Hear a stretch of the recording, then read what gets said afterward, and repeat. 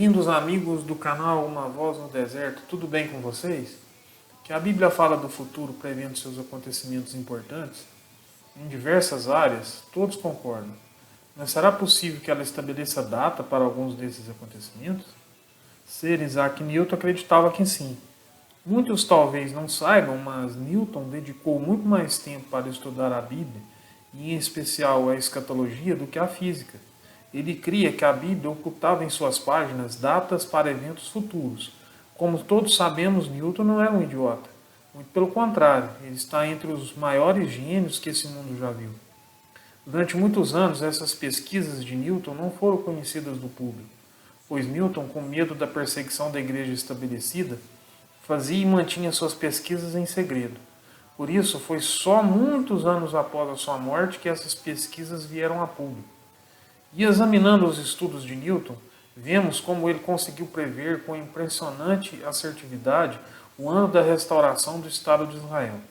Lembrando que Newton viveu em 25 de dezembro de 1642, de acordo com o calendário da época, 4 de janeiro de 1643 do atual calendário, e morreu em 31 de março de 1727, ou seja, 221 anos antes da criação do Estado judeu.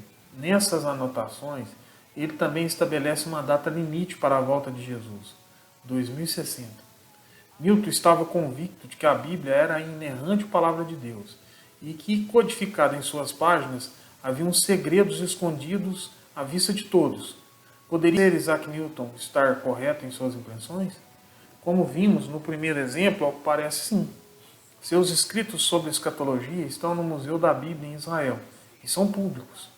Alguns teólogos costumam entender a Bíblia mais ou menos como Newton. Para eles, a figura da cebola traduz a revelação divina nas Escrituras, que teria sido dada por camadas. A visão judaica da interpretação bíblica corrobora com essa ideia. A profundidade da visão judaica sobre a Bíblia é algo fantástico. Vai muito mais além do cristianismo, que apenas consegue ver nas Escrituras as mensagens até o segundo nível. Toda a interpretação da Torá depende muito da forma como os judeus estudam a Torá e o Tanakh, que na Bíblia cristã equivale ao Antigo Testamento. Esses níveis na cultura judaica são chamados de pardês, ou pardes. Na tradução literal significa jardim, porém essa palavra também é um acróstico de um método de estudo das Sagradas Escrituras, cada uma atendendo à capacidade da pessoa naquele momento. Em outras palavras, pardes representa 4 níveis diferentes de abordagens da exegese das escrituras sagradas, no judaísmo rabínico. Pardes é uma sigla para as 4 abordagens de interpretações bíblicas que eles fazem.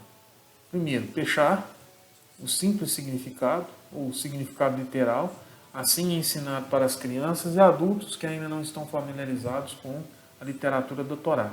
O ensinamento literal é o mais apropriado nesse caso.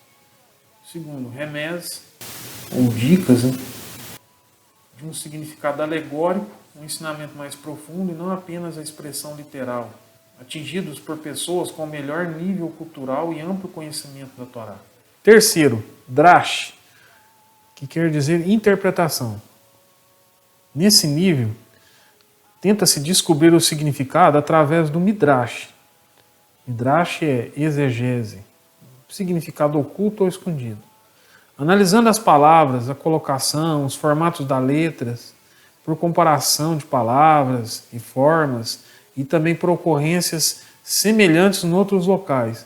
Aqui esse nível está disponível para pessoas de grande conhecimento em Torá, já no caso, destacando-se dos demais. O Sod, que é o 4º nível, pode ser interpretado como um segredo, ou significado místico e metafísico de uma passagem. Trata-se aqui de um conhecimento secreto, geralmente está mais para as pessoas que estão com um nível muito avançado de conhecimento da Torá. No caso, o Sod é alcançado por exegetas, rabinos e aspirantes a Cabalá. É importante saber que todas as 4 formas de estudo do Pardes nunca contradizem o significado base, ou seja, o nível seguinte não anula o anterior. E cada nível de conhecimento é revelado para quem está preparado para recebê-lo. Nessa visão de interpretação, a revelação se dá em camadas, onde todos, independente de sua cultura ou capacidade intelectual, podem ser tocados por suas revelações. É como alguém que passa por um caminho e encontra ao lado uma pedra de grande valor e sai feliz por sua descoberta. Outro ouve sobre a descoberta e cava um pouco com as mãos e também encontra. E o outro vem e agora cava com uma pá. Todos podem ser abençoados. Depende do interesse e da capacidade de cada um no momento. Não se pode subir uma escada saltando degraus. É preciso subir degrau por degrau, respeitando o tempo e as limitações momentâneas, para que no momento certo toda a verdade possa ser revelada sem causar danos psicológicos. Agora vemos de modo imperfeito, como um reflexo no espelho, mas então veremos tudo face a face. Tudo que sei agora é parcial e incompleto, mas conhecerei tudo plenamente, assim como Deus já me conhece plenamente. 1 Coríntios 13, versículo 12. Ter conhecimento sobre essa possibilidade de interpretação do texto bíblico, que vai muito além da tradicional interpretação literal, figurada ou simbólica, vão nos ajudar a pensar com a mentalidade de ser Isaac Newton, para que possamos enxergar outras possibilidades. Isso não é especular? Alguém poderia dizer. Especular, desde que não neguemos as verdades literais e fundamentais da doutrina de Cristo, não é proibido e nem é prejudicial. Muito pelo contrário. Deixa eu te dar um exemplo de como o Senhor pode esconder certas coisas à plena vista. A data da restauração do moderno Estado de Israel esteve escondida à plena vista na Bíblia. Tem algumas coincidências na história de Abraão, patriarca daquela nação, muito interessantes. Abraão nasce em 1948, ano mundi. Exato, 1948 anos antes de Cristo. Seria coincidência? Na Bíblia não existem coincidências. Abraão é a 10ª geração depois de Noé, nascido 292 anos depois do dilúvio e 48 anos antes dos acontecimentos da Torre de Babel. Curiosamente, tanto a data gregoriana de seu nascimento quanto o ano mundi coincidem em 1948. É o único caso assim que conseguimos observar em toda a cronologia bíblica. Isso implica que temos de Adão até Abraão 1948 anos. De Abraão até o ano Domini, ano 1 da nossa era, outros 1948 anos. Do ano 1 até o restabelecimento do Estado de Israel moderno, outros 1948 anos. Embora Gênesis relate na mesma data o nascimento dos 3 irmãos, sabemos que o redator se refere a Abraão, pois é ele, nesse ponto da narrativa, o ator principal de Gênesis. Aliás, todo o relato das gerações posteriores ao dilúvio objetiva unicamente datar o nascimento de Abraão. Essa data vai ser encontrada pelo menos mais 2 vezes ao longo do texto bíblico, através de um cálculo relativamente simples, a partir de 2 passagens proféticas na Bíblia, ambas as quais foram enfatizadas de uma forma dramática pelo Senhor. A primeira está no livro do profeta Daniel, em que Deus escreveu 4 palavras na parede do palácio durante um banquete oferecido pelo rei Belsazar. A segunda é em um dos atos públicos de encenação profética que Ezequiel foi instruído a realizar à vista do povo. Em vez de simplesmente reportar e registrar a profecia, Ezequiel teve de ir um passo além e encená-la em um local público. Antes de continuar e mostrar como a data pode ser calculada de 2 formas diferentes, gostaria de dar os créditos a 2 fontes importantes, que foram as pessoas que primeiro descobriram essas datas. A primeira é o livro O Templo no Centro do Templo, de David Flame, que lança muita luz sobre o significado das palavras que Deus escreveu nas paredes do palácio em Babilônia. A segunda fonte é O Presságio de Israel, de David Brennan, que apresenta um dos 2 cálculos proféticos. O propósito desse ensaio é destacar as interpretações feitas por esses 2 autores e, mais importante, a conexão que existe entre elas. A Bíblia se refere frequentemente ao ano profético como um dia. Existem muitas passagens que confirmam isso. Por exemplo, quando Jacó teve de trabalhar mais 7 anos para Labão para poder se casar com Raquel, a Bíblia se refere a esse período como uma semana, isso é, 7 dias. Os judeus nos tempos bíblicos também usavam o calendário lunar, que tem um ano de 360 dias, em vez do calendário solar, em que o ano tem uma duração de 365 dias e 24 minutos. Lembrem-se disso. pois será sempre muito importante levar isso em conta ao interpretar as passagens proféticas. Vamos ao primeiro cálculo. A cena do banquete de Belsazar no ano 538 a.C. é uma das mais dramáticas na Bíblia. Como corregente do Império Babilônico, Belsazar ofereceu uma festa extravagante para seus admiradores, usando os vasos que tinham sido retirados do Templo de Jerusalém. Sem que Belsazar e seus generais soubessem, os persas tinham furtivamente desviado o rio Eufrates, que passava pelo meio da Babilônia, e estava silenciosamente se infiltrando pelo canal esvaziado que passava por baixo das grandes muralhas da cidade. Durante suas últimas horas de vida, os dignatários babilônios, que estavam perpetrando um ato grave de sacrilégio ao usarem os vasos do templo do Senhor em Jerusalém, foram confrontados por uma mão que escreveu as seguintes palavras na parede do salão onde o banquete estava sendo realizado: Mene, Mene, Tekel, Ufarsim. Daniel 5, versículo 25. Todos os presentes ficaram grandemente alarmados. O velho profeta Daniel, que provavelmente já tinha mais de 80 anos de idade, foi chamado para interpretar aquelas perturbadoras palavras. Que mensagens elas tinham para Belsazar? De acordo com Daniel, elas diziam que Deus tinha contado os dias do reino babilônico, tinha pesado os governantes na balança e os achado em falta, e que o império seria agora dividido entre as duas nações conquistadoras, os medos e os persas. A profecia foi cumprida e Belsazar e seus generais foram mortos naquela mesma noite. O autor David Flame observou que as 4 palavras também pareciam conter um significado adicional. Com base no princípio que a Bíblia é seu próprio dicionário, ele referencia a seção no livro de Ezequiel que descreve o templo do Messias durante o reino milenar, em particular um verso que se refere aos pesos e medidas. E o ciclo será de 20 geras, 20 ciclos, 25 ciclos e 15 ciclos terá a vossa mina. Ezequiel 45:12. Essas palavras ciclo, geira ou gera e mina eram na verdade caldeias em sua origem e representavam diferentes unidades de medição na antiga Babilônia. Tanto Daniel quanto Ezequiel viviam em Babilônia e estavam familiarizados com os costumes e podiam falar a língua dos caldeus. A geira era a menor unidade de valor monetário em Babilônia, muito similar aos centavos nos tempos modernos. Assim, as palavras mene, mene, tekel, shekel, ou ciclo, o farsim, estavam coletivamente descrevendo um valor numérico, onde mene, uma mina, correspondia a 50 ciclos, ou 1000 geiras.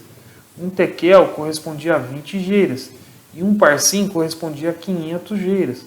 O farsim literalmente significa uma mina dividida.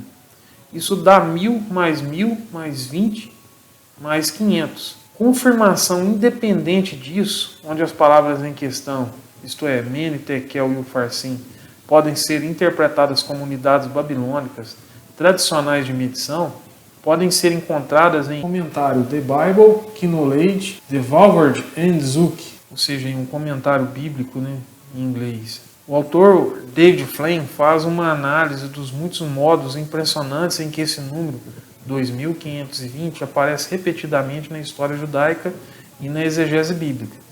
Entretanto, há uma aplicação do número que ele não identificou e que parece ser altamente significativa. Do mesmo modo que as 4 palavras na parede transmitiam uma mensagem específica a Belsazar, elas também transmitiam outra mensagem muito diferente para os judeus. Para compreender o significado dessa mensagem, precisamos colocá-la em seu contexto histórico. Babilônia caiu naquele mesmo dia e todo o reino ficou sob o domínio de Ciro, o general persa. No ano seguinte, 537 a.C., Ciro emitiu um decreto para a libertação de todos os estrangeiros cativos que residiam em Babilônia. Isso suspendeu imediatamente as restrições de residência sobre o povo judeu, e eles podiam agora retornar livremente à terra prometida. Jeremias tinha profetizado que os judeus estariam em cativeiro por 70 anos em Babilônia. Veja lá, Jeremias 25, do 11 ao 12. A diferença entre 606 a.C., quando os babilônios levaram os primeiros cativos de Jerusalém, e 537 a.C., quando Ciro emitiu seu decreto, é de 69 anos solares, ou 70 anos lunares. Os judeus que tinham acabado de servir 70 anos lunares de cativeiro em Babilônia continuaram a viver sob o domínio de uma sucessão de impérios estrangeiros, Império Persa, Império Grego e Império Romano, antes de serem espalhados pelos 4 cantos da terra. Eles somente voltaram a ser uma nação com governo independente em 1948. A diferença entre essas duas datas, 537 a.C. e 1948 d.C., é 2.484 anos solares. Lembrando que precisamos subtrair um ano, pois um ano no calendário é perdido na transição de antes de Cristo para depois de Cristo. Por exemplo, entre 1º de janeiro de 2 a.C. até 1º de janeiro de 2 depois de Cristo, existem 3 anos e não 4. Entretanto, como esses anos são solares, eles têm a duração de 365 dias e 24 minutos. Se o convertermos para anos lunares, chegamos a um resultado surpreendente. 2.484 anos solares é igual a 907.256 dias, que é a multiplicação, né? 2.484 vezes 365,24. Vai dar 907.256 dias. E esses 907.256 dias são iguais a 2.520 anos lunares. Assim, justamente quando eles estavam prontos para completarem seus 70 anos de cativeiro em Babilônia, o Senhor disse de forma subliminar ao povo judeu que eles ainda tinham mais 2.520 anos lunares para servirem, antes que a pena por suas transgressões tivesse sido totalmente paga, e eles pudessem novamente voltar a ter o controle soberano sobre a terra prometida. Vamos ver o segundo cálculo. Examinaremos agora a segunda profecia referente à fundação do moderno Estado de Israel no ano de 1948. Isso segue a análise do autor David Brennan, com algumas pequenas modificações. O profeta Ezequiel nos diz que o Senhor o instruiu a se deitar sobre o seu lado esquerdo em um local público por 390 dias, e depois se virar para o seu lado direito e ficar deitado assim por mais 40 dias. Tu também deita-te sobre o teu lado esquerdo e põe a iniquidade da casa de Israel sobre ele, conforme o número dos dias que te deitares sobre ele. Levarás as suas iniquidades, porque eu já te tenho fixado os anos da sua iniquidade, conforme o número dos dias, 390 dias, e levará a iniquidade da casa de Israel. E quando tiveres cumprido esses dias, tornar-te-ás a deitar sobre o teu lado direito, e levarás a iniquidade da casa de Judá. 40 dias, um dia te dei por cada ano.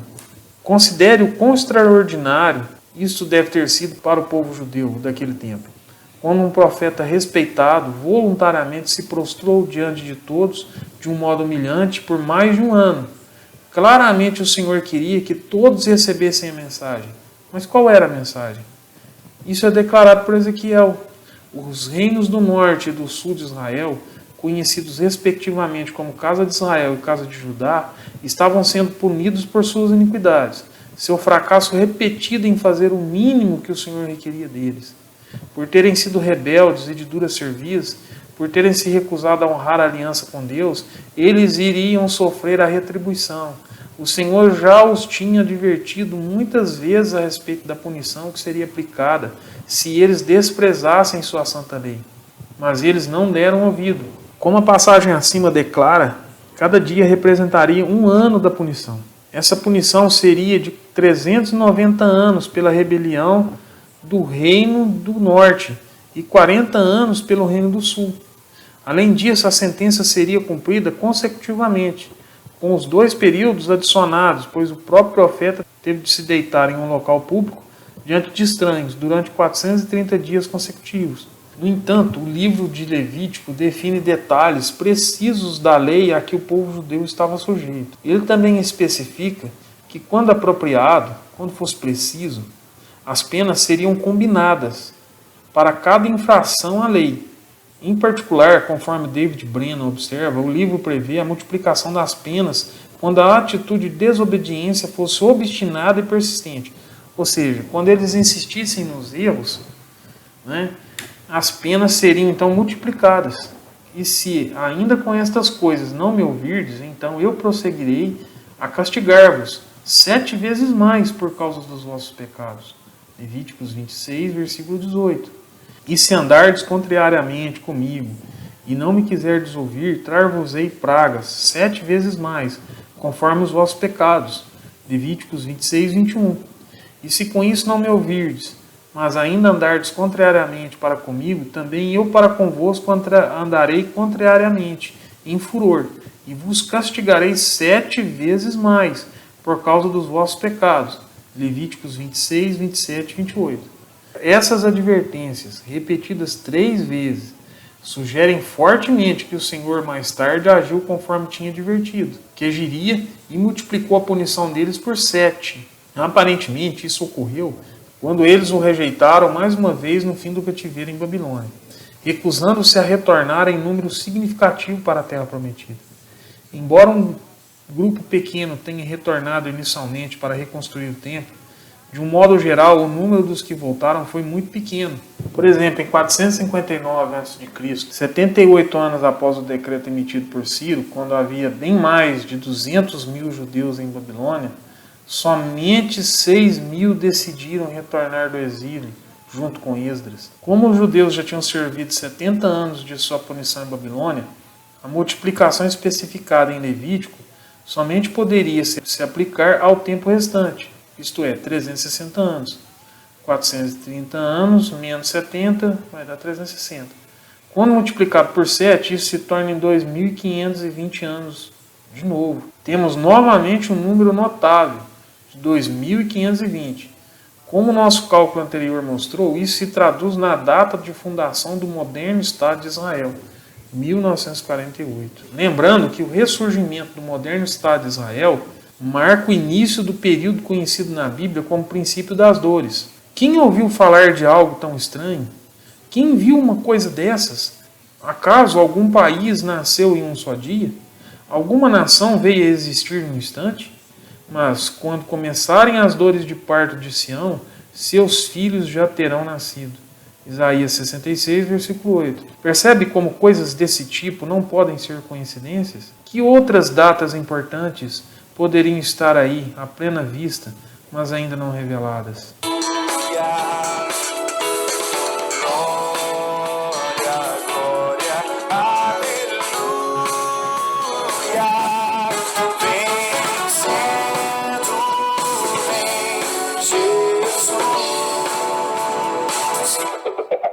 Eis que em glória refulgente sobre as nuvens descerá, e as nações, os reis da